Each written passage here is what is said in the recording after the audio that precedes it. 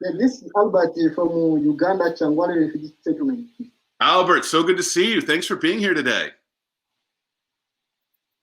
Yeah, I'm also happy to meet you guys here and to hear something from you. Well, it looks like another beautiful day in Uganda, I gotta say. Yeah. Hey, what question do you have for me? Thank you for allowing me to raise my question. First question, the question I have one, I wanted to know more about your work and support. How do you work with young people, mostly here in Africa or in Uganda? The question is in regards to my historical work or work up to date in Uganda, in Africa? Yes, Uganda. Yeah, that's really easy. Well, maybe not. Yeah, I've been working in Africa now probably 7, 8 years. 18 African countries I personally worked in. We've run accelerators in over 20 countries. We have 2 women entrepreneurship community centers, accelerators, incubators in Africa, Kenya, and Zambia. Zambia has been renamed WEAC, I think it's called now.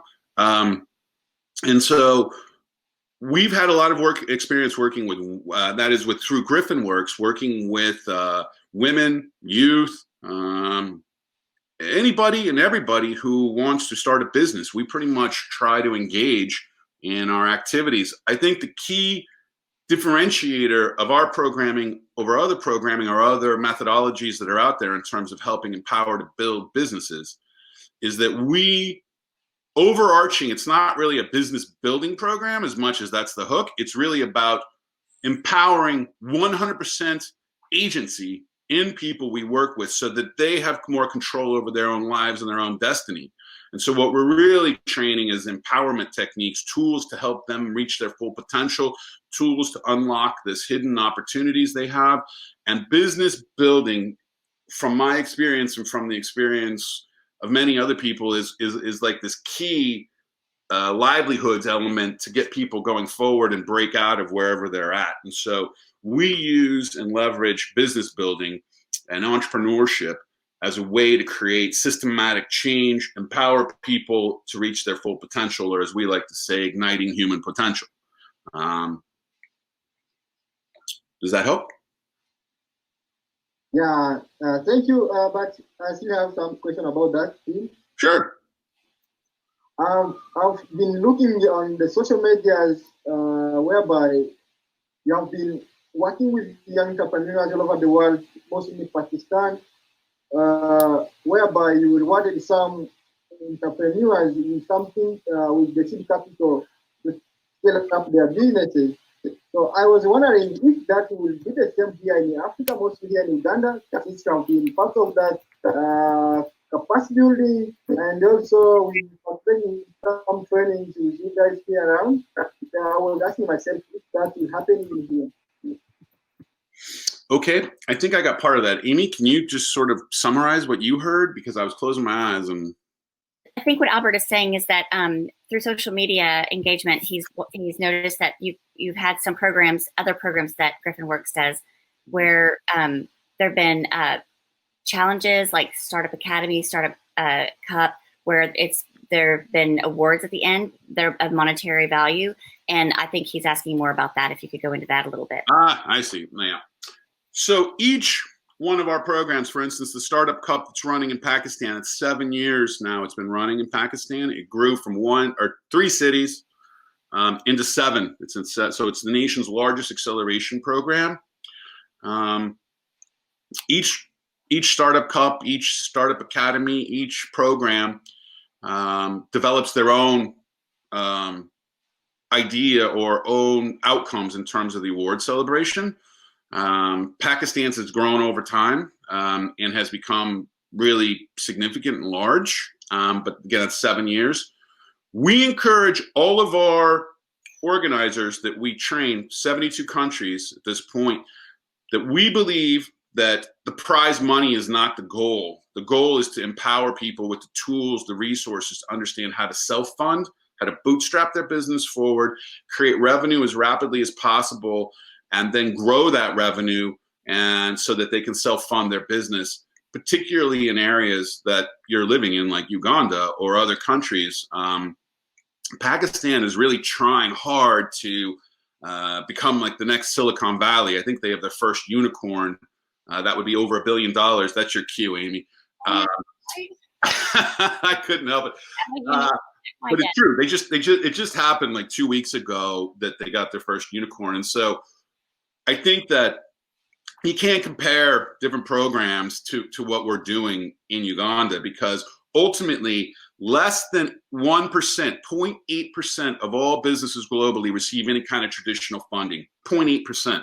Most of those businesses that are receiving that funding are businesses that have had some kind of exit, or the entrepreneurs have had some success, or there's some kind of reduction in risk from the investors, the traditional people that invest in those businesses.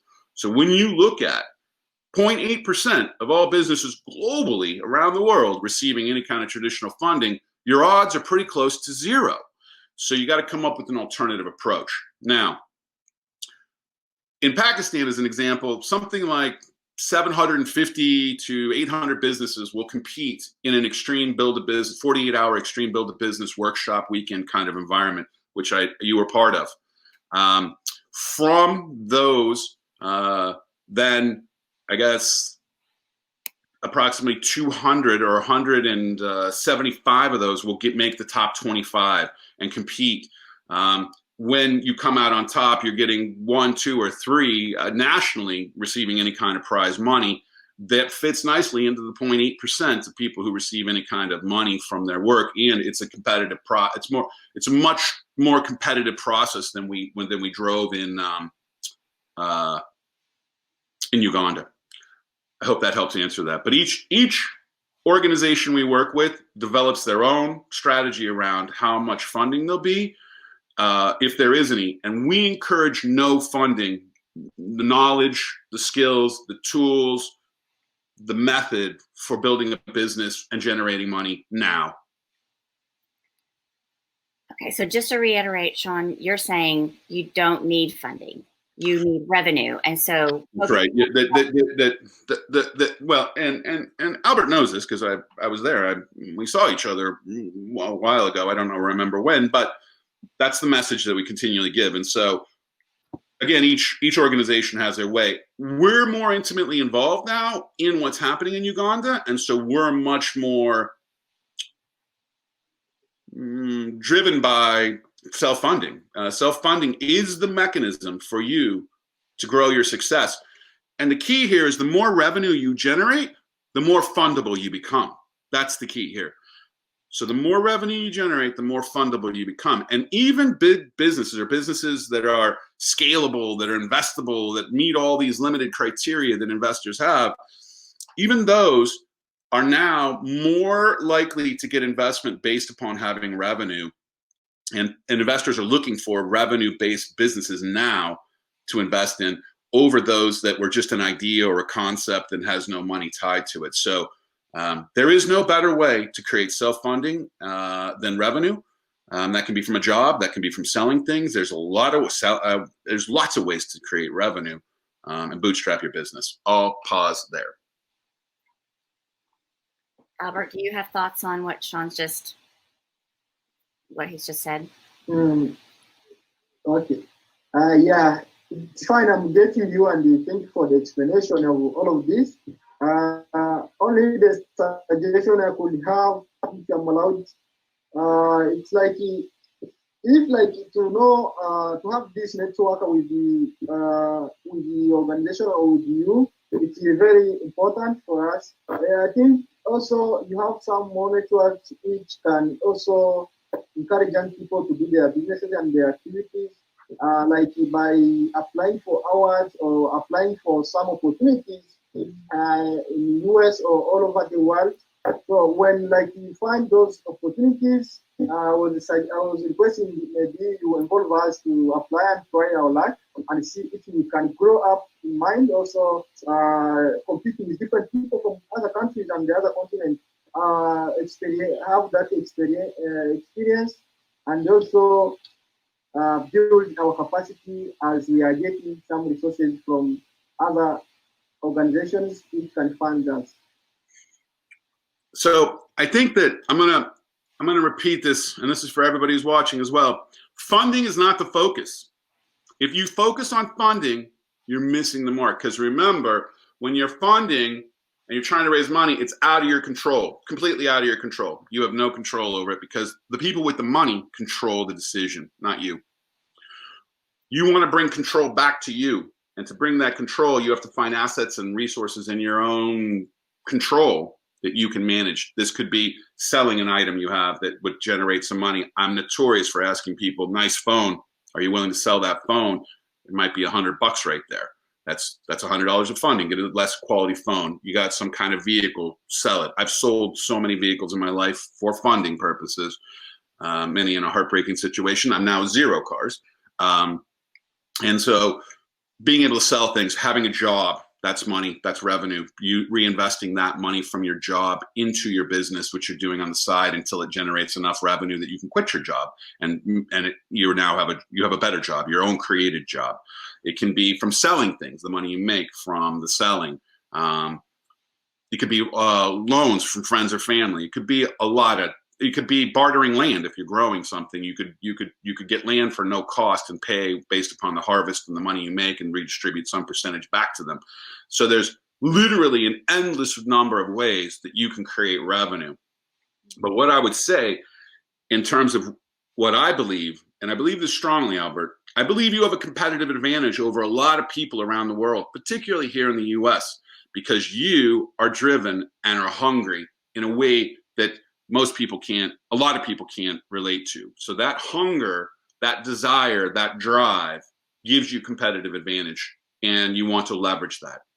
You also want to leverage the networks you can from Alight. As you were saying, but I want to be really clear here, Alight has a lot of different mechanisms within those settlements, particularly Chingwali, where you're at, and I would be working with them to understand what other organizations are providing grants or support for whatever it may be, because you're positioned very well, having grown your business, having grown revenue, to be able then to position yourself for some kind of money that might be available to you as a refugee in that environment. I would be looking for every mechanism, every country, every organization that's there. Don't be limited by Alight, that may have a mechanism to provide you some amount of funding. I would be looking for some cash, I'd say extra cash. I'd be looking for mechanisms that make it as easy as possible for you to get that money, because sometimes money tied to government money may sound really nice, but then there's all these forms you got to fill out, all of these expectations, and it's not the easiest thing. But what I know right now is that there is money flowing into the refugee environments, and having gone through the program we've gone through, having created revenue, having shown you can progress and move your business and grow it forward, you're positioned well for identifying some mechanism to secure extra cash and money. But that's all highly localized for you. It's highly localized for most people. But that's what I would say. So, use your ingenuity and your determination and your drive to then get your ear down to the ground and find out where's some opportunities to maybe expand your cash pile, because you've been able to identify some organizations that are or groups or entities that are distributing some cash to businesses like yours. So you're positioned really well. Plus, you're going to know what to do with that money more now, because that money, what we see is companies or businesses that are receiving any kind of money. Let's say it's $2,000. They don't know how to spend it. They don't know how to spend that money, and then they spend it not on the business, not properly. So now you would have a better sense of how to utilize that money to grow your business and turn it into something more than it is now. I'll pause there. Okay. Yeah, that's right. You got another question, Albert? Last one. Okay. For most of the question I've summarized them into that question.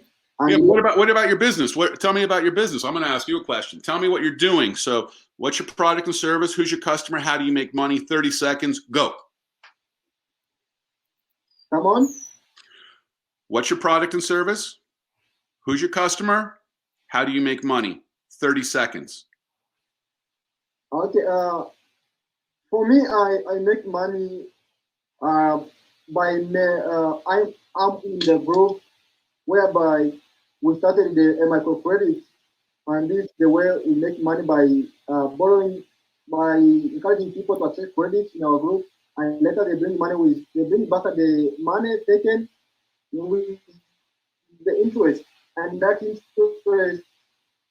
we involve it in other activities like carpentry and tailoring, and then we earn resources, we earn little money to use in our life from there. And also, as we employ other people, they earn, and they earn. Also, they get better life here in the settlement. I can't say get better life, but they get life at least.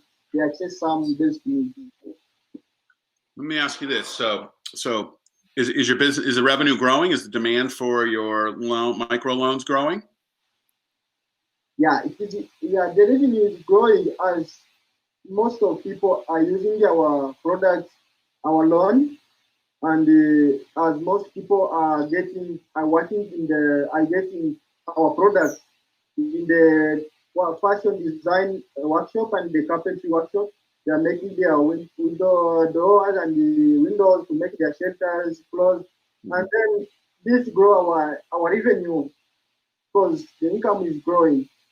You know, so my first thought, Albert, I got a thought for you. I'm going to give you a thought. And I think in Chingwalia, there's two different banking institutions. A couple of them are smaller, and they're focused more on supporting micro loans. Have you thought about partnering with any banks to help create that loan to be able to then participate in the revenue that would be generated from those micro loans? So you would in essence be able to tap a larger pool of money and do a revenue share with a bank. That builds the relationship with the bank. You start having really good experiences with your loans or paybacks. The bank's more interested. All of a sudden, that's a mechanism to get more money into your bank account to create more loans directly from you, not necessarily the bank. I'll pause there. Talk to me about what you're doing with banks and how you're partnering with banks. Okay, yeah, we have tried to partner with, we have tried to see how we can partner with some local banks here, like PPC Bank. But the problem is that the banks here in Uganda doesn't trust mostly refugees because a refugee can be here today and next time he find he's resorted to the US, to such country, and finally maybe they go back to their respective countries, and then find they still have that challenge in their mind that maybe we can find these people they may leave and we fail how to get our money. Yeah, I mean, banks can be difficult. Let's be honest. I advise a number of bank CEOs to this day, and run strategy sessions and for annual retreats for banks. And banks are banks, and part of it is they're regulated, right, by the governments, and so it's not always the bank that's the challenge. It can be the regulations and the requirements they have to follow to avoid any penalties.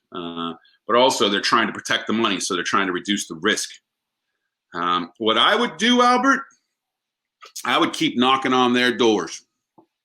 I would keep talking to them. Every time you get a chance, say, here's what I'm doing, here's how it's growing. I really want to figure out a way for us to work together. How can we tap into your bank's opportunities here to be able to transfer more money? We have a really good track record with paybacks. We have good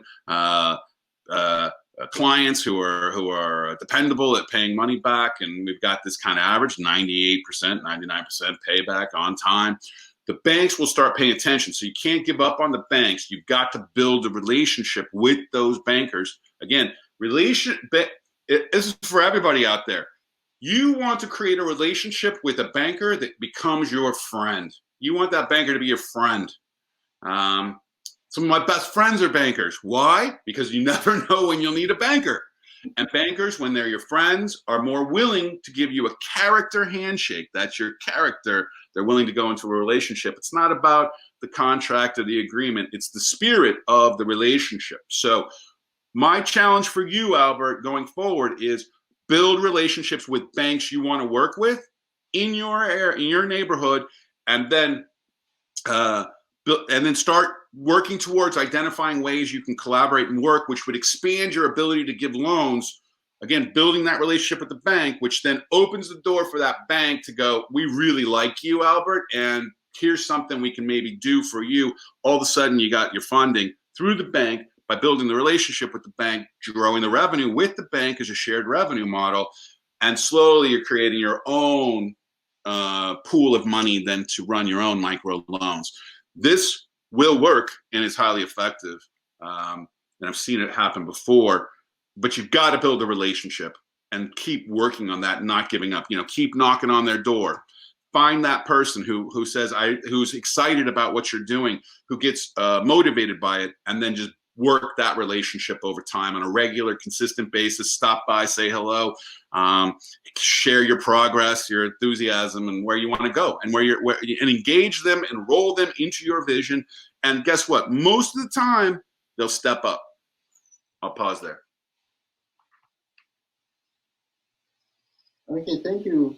Yeah, I mean, you got it, man. We'll stay in touch, Albert. Thank you very much. It's good seeing you, and say hello to everybody there in Chingwali. You're welcome. Thank you, to say hello to the team too. You betcha. Thank you. Bye, Albert.